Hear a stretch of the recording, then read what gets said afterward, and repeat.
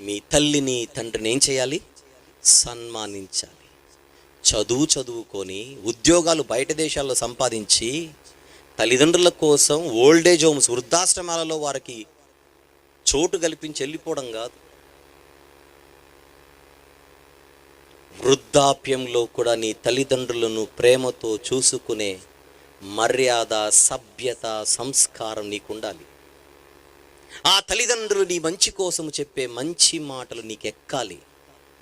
ఆ మాటలకు నువ్వు తలదించి విధేయుడు కావాలి.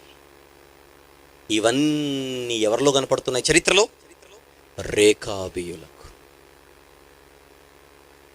అందుకే ఇక్కడున్న అందరూ కూడా వీలైతే మీ ఇంట్లో ఒక గోడపై ఈ వాక్యం రాయండి, రాయించండి. సొంతిల్లు అయితే, అద్దిల్లు అయితే వద్దు, రెంట్ పెంచుతారు మళ్ళీ. సొంతిల్లు అయితే ఏమని రాయిస్తారు చెప్పనా?